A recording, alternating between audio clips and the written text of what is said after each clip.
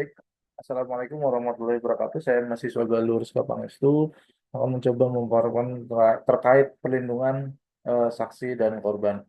Apa sih yang menjadi dasar berdirinya LPSK ini, yaitu Undang-Undang Nomor 31 Tahun 2014 tentang perubahan atas Undang-Undang Nomor 13 Tahun 2014 tentang perlindungan saksi dan korban.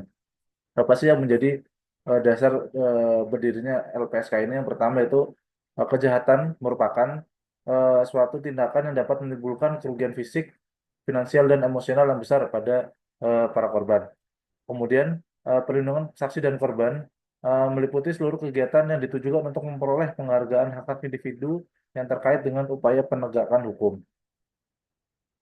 Kemudian tujuannya untuk menciptakan lingkungan yang kondusif dalam menghargai manusia, mencegah dan atau menghapuskan dampak langsung dari akibat tindak pidana dan memperbaiki kondisi hidup seperti yang diharapkan melalui reparasi, restitusi, dan rehabilitasi. Selain itu, saksi dan korban merupakan aspek krusial yang memiliki kontribusi besar dalam terungkapnya suatu tindak pidana dalam sistem peradilan pidana yang ada di Indonesia. Pada pasal 18 KUHP, saksi merupakan salah satu alat bukti yang digunakan untuk pembuktian tindak pidana. Selain saksi dan korban, terdapat juga pihak yang juga memiliki kontribusi besar dalam pengungkapan tindak pidana, yaitu seperti justice kolaborator, kemudian ada whistleblower, dan ahli.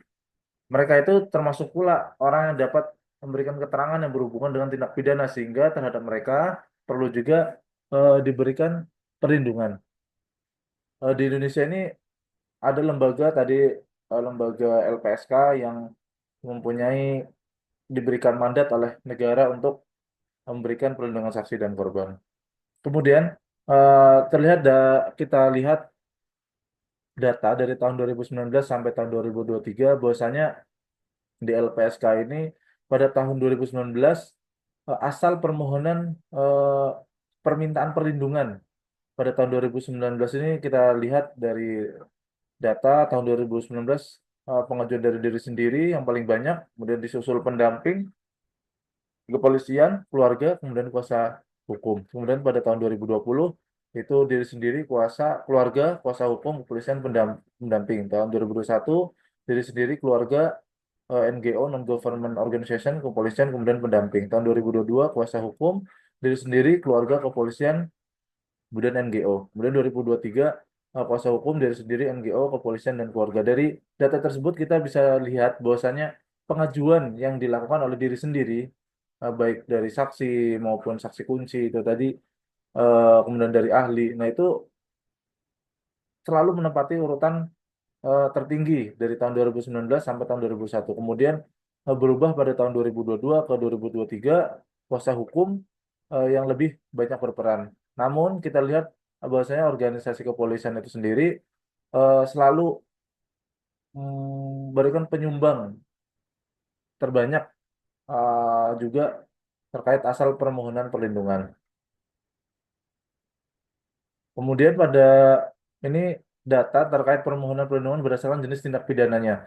Kita lihat tahun 2019 bahwasanya tindak pidana kekerasan seksual yang paling banyak, 2020 ada tindak pidana lain yang mengancam nyawa, berkaitan dengan mengancam nyawa, kemudian terorisme, kemudian tahun 2021 terorisme juga paling banyak, kekerasan seksual, kemudian 2022-2023 TPPU menduduki pemohon perlindungan paling banyak berdasarkan jenis pidana. Namun kita lihat bahwasanya dari tiap tahun ini yang kasus yang paling banyak ini seperti PHB, itu HAM berat, pelanggaran HAM berat, kemudian TPPO setiap tahunnya juga banyak, kemudian di kekerasan seksual juga setiap tahunnya banyak. Ini tindak pidana lain yang menyangkut terkait nyawa. Kemudian apa sih kewenangan dari LPSK itu sendiri?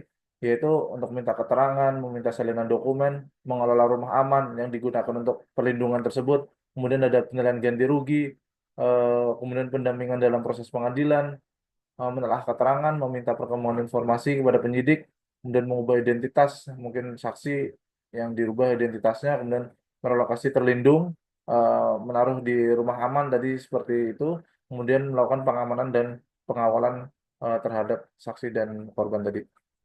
Kemudian apa sih itu perlindungan?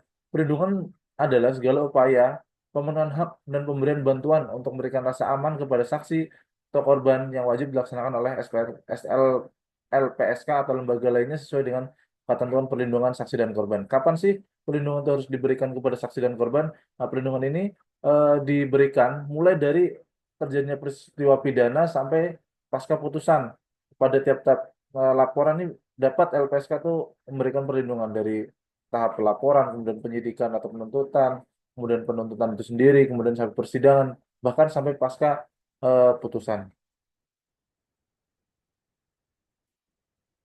Kemudian apa sih syaratnya untuk dapat diberikan perlindungan? Ini ada sak- syarat bagi saksi pelaku justice kolaborator atau saksi. Ini kita lihat bahwasanya dapat rekan-rekan baca di sini. Kemudian saksi dan korban, kemudian ahli dan pelapornya dari tiga ini sifat yang pertama yaitu keterangan itu sendiri yang diberikan itu sifatnya kepentingannya itu sangat tinggi. Kemudian prioritas untuk saksi pelaku sendiri dia bukan merupakan pelaku utama dan dia eh, apa bersedia mengembalikan aset apabila eh, hasil dari kejahatan itu sendiri ada. Kemudian eh, perlindungan kepada saksi dan korban dalam proses peradilan pidana dapat diberikan sejak tahap penyelidikan dimulai. Nah, ini merupakan program perlindungan yang berada di LPSK, yaitu program perlindungan dalam pemenuhan hak. Jadi ada dua program perlindungan dalam pemenuhan hak sama program perlindungan dalam pemberian bantuan. Nah, ini program perlindungan dalam pemenuhan hak ini ada perlindungan fisik, penggantian biaya, perlindungan hukum, fasilitas restitusi, kemudian pemenuhan hak prosedural, kemudian hak atas informasi, fasilitas saksi dan pelaku. Kemudian ini pemberian bantuan medis, ada bantuan medis, bantuan psikologis, ada rehabilitasi psikososial. Nah, ini tindak pidana yang berkaitan atau dapat diajukan untuk eh, pemberian LPSK tadi, perlindungan saksi dan korban. Selain tindak pidana tersebut juga ada peraturan lain yang berkaitan juga tentang perlindungan saksi dan korban. Ini seperti peraturan pemerintah tentang pelaksanaan restitusi bagi anak yang menjadi korban tindak pidana, kemudian peraturan pemerintah tentang pemberian kompensasi, restitusi dan bantuan kepada saksi dan korban, tentang kemudian peraturan pemerintah tentang peran serta masyarakat dan lain-lainnya. Ada peraturan MA juga dan lain-lain. Kemudian tadi sudah ada data asal permohonan, kemudian ada data juga tentang jenis pidana yang diajukan, kemudian kewenangannya apa aja di LPSK itu sendiri. Nah, saya sampaikan ini ada data terkait sebaran wilayah permohonan perlindungan ke LPSK dari tahun 2020 hingga tahun 2023.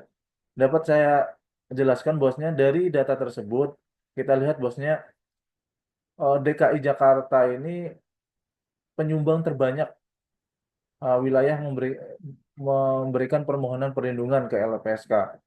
Kemudian disusul daerah-daerah yang mendekati Jakarta seperti Jawa, kemudian dan sekitarnya. Bahkan daerah-daerah yang jauh seperti Aceh, apalagi di Papua, di Maluku, ini sangat rendah di Gorontalo, sangat rendah. Ya ini mungkin bisa juga berkaitan dengan tindak pidana yang terjadi di wilayah tersebut dan bisa juga secara jarak karena LPSK ini hanya berada di Jakarta.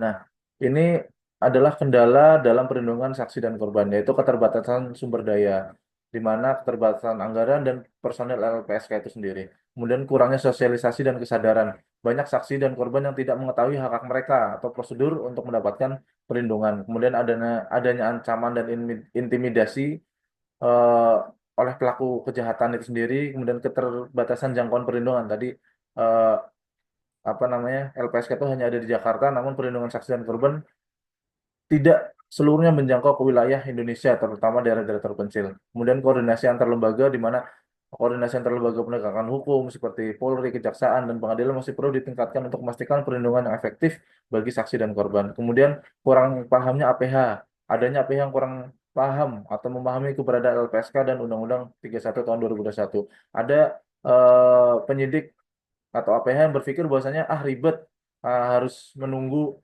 penghitungan mungkin restitusi dan lain-lain sebagainya kepada LPSK, sedangkan proses penyidikan atau pemberkasan itu tetap terus berlanjut. Mungkin itu saja. Sekian, terima kasih yang dapat saya sampaikan. Bila taufiq wal hidayah. Wassalamualaikum warahmatullahi wabarakatuh.